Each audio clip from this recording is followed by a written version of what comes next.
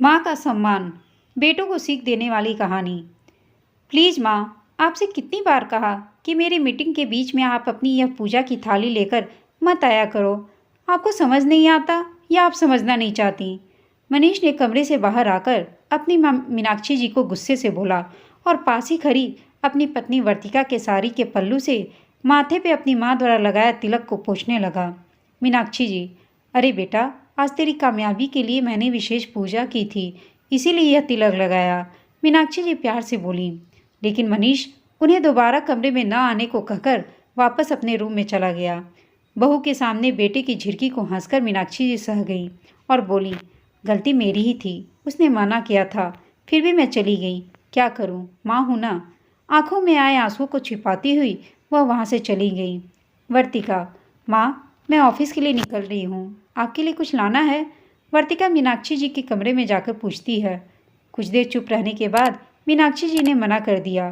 वर्तिका वहीं खड़ी होकर थोड़ी देर तक उन्हें देखती रही, फिर धीरे से दरवाज़ा बंद करके चली गई। आज ऑफिस पहुंचने के बाद वर्तिका का किसी काम में मन नहीं लग रहा था। बार बार उसे अपनी सासू माँ का वो निरीह चेहरा याद आ रहा था। कितनी अजीब बात है मेरे घर की, माँ को बहू नहीं बेटे के ताने और उसकी डांट सुननी पड़ती है और वो बेचारी चुपचाप सह लेती हैं। दुनिया की तुम पहली बहू होगी जो सासू माँ के लिए परेशान हो रही हो। अरे, यह माँ बेटे के बीच का मामला है, तुम क्यों परेशान हो रही हो? वर्तिका की सहकर्मी दोस्त किरण ने हंसते हुए कहा। वर्तिका, एक माँ जिसकी पूरी दुनिया ही अपने बच्चे के चारों ओर होती है, उसकी हर छोटी ख्वाहिश को उसके बोलने से पहले ही उसकी आंखों में पढ़ लेती है। अपने बच्चे की कामयाबी के लिए न जाने कहाँ कहाँ हर भगवान के द्वार भटकती है। बदले में बच्चे से क्या चाहती है? बस थोड़ा सा मान सम्मान ही ना। एक माँ की नज़र से देखो, अगर मेरा वासु भी कल मेरे साथ यही सब करे तो बच्चे वही सीखते हैं जो देखते हैं। एक माँ के सम्मान के लिए अब मुझे ही कुछ करना पड़ेगा। वर्तिका कुछ सोचते हुए बोली। किरण, लेकिन यह करोगी कैसे? किरण को उत्सुकता हुई। वर्तिका, बहुत आसान है। बेटा को सीधा करना है तो बहू को थोड़ा टेढ़ा कर दो। बेटा खुद कितना भी गलत हो, लेकिन उसकी पत्नी अगर माँ का अपमान करे तो वह सह नहीं सकता। वर्तिका ने चेहरे पर रहस्यमयी मुस्कान आ गई। शाम को घर पहुँचने पर वर्तिका ने देखा कि मनीष बालकनी में किसी से फ़ोन पर बात कर रहे हैं और मीनाक्षी जी वासु के साथ टीवी देख रही थी। वर्तिका ने टीवी रिमोट वासु के हाथ से छीनकर गुस्से से कहा, वासु, ये समय है तुम्हारे टीवी देखने का? नहीं ना, जाके पढ़ाई करने बैठो। मीनाक्षी जी, बहू, वासु ने बस अभी टीवी खोला है, थोड़ी देर उसे मेरे साथ टीवी देख लेने दो। वर्तिका, माँ, आप चुप ही रहिए। आपके लाड ने ही आपके बेटे को बिगाड़ दिया है और अब मैं नहीं चाहती कि मेरा बेटा वासु भी आपके कारण बिगड़े। उसे कैसे पालना है मुझे आपसे सीखने की कोई ज़रूरत नहीं।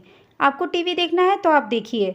आप घर पर दिन भर खाली बैठी रहती हैं, तब भी आप टीवी देख लिया करिए।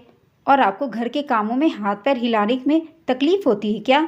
एक ही जगह परे परे सामानों में भी जंग लग जाती है, इसलिए थोड़ा हाथ पैर हिला लिया करिए। आपके भले के लिए ही कह रही हूँ। तकलीफ़ बढ़ गया तो मुझे ही अस्पताल दौड़ना पड़ेगा। आपके बेटे से तो कुछ होता नहीं। और यह लीजिए अपना चश्मा, अब की ठीक करा दिया है, अब इसे संभाल कर रखिएगा। इस बार टूटा तो अपने बेटे से ही कहकर बनवा लीजिएगा, मुझे मत दीजिएगा। वर्तिका ने चश्मा मीनाक्षी जी को पकड़ाया और सब्जियों की थाली लाकर मीनाक्षी जी के सामने रख दी और कहा, ये लीजिए, अब चश्मा भी ठीक हो गया है तो ये सब्जी भी काट दीजिए, तब तक मैं चाय बनाती हूँ। मनीष बालकनी से सब देख रहा था। उसे अपनी पत्नी वर्तिका का अपनी माँ से इस बेरुखी से बात करना बिल्कुल भी पसंद नहीं आया, लेकिन उसने कुछ नहीं बोला।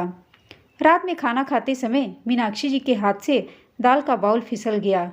यह देख वर्तिका चिल्लाने लगी, जब आपको डाइनिंग टेबल पर बैठकर खाना खाने नहीं आता तो आप नीचे बैठकर क्यों नहीं खाती?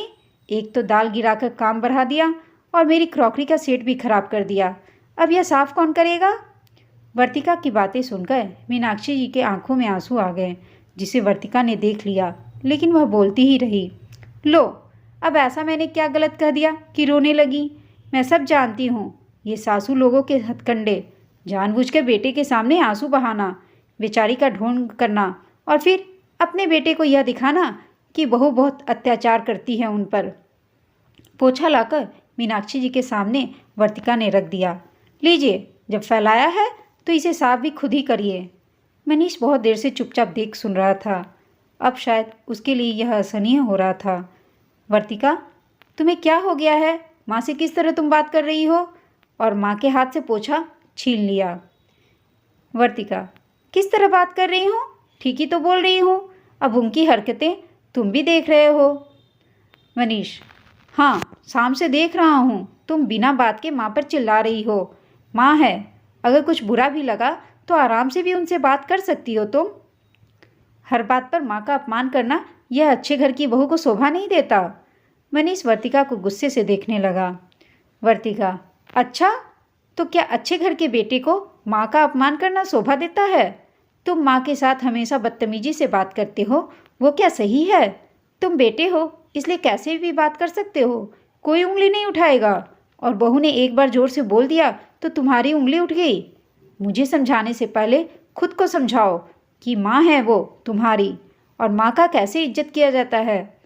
वर्तिका की बात सुनने के बाद वहाँ सन्नाटा छा गया। शर्म से मनीष की नज़रें नीची हो गईं। उसको याद आया कि उसने आज और इससे पहले भी कितनी बार बिना सोचे समझे अपनी माँ का अपमान किया और उनके दिल को चोट पहुँचाई। मनीष, मुझे माफ़ कर दीजिए माँ। मनीष का आपके प्रति रूखा व्यवहार मुझे बिल्कुल ही अच्छा नहीं लगता था। मैं अगर उन्हें समझाती तो शायद यह समझते, इसलिए मुझे आपके साथ ऐसा व्यवहार करना पड़ा। वर्तिका ने हाथ जोड़कर मीनाक्षी जी के सामने खड़ी हो गई। माँ, मुझे भी माफ़ कर दो, मैंने आपका बहुत दिल दुखाया है। मनीष ने मीनाक्षी जी से कहा। मीनाक्षी जी वर्तिका और मनीष को गले से लगा लेती हैं। माँ का सम्मान तब कम नहीं होता जब बहू उनका सम्मान नहीं करती, बल्कि माँ का सम्मान तो तब कम होता है जब बेटे माँ का सम्मान नहीं करे या माँ के काम में सहयोग ना करे। दोस्तों, आपको यह कहानी कैसी लगी हमें कमेंट करके अवश्य बताइएगा। साथ ही कहानी अच्छी लगी हो तो इसे लाइक, शेयर और चैनल को सब्सक्राइब करना ना भूलें। कहानी सुनने के लिए आप सबका धन्यवाद।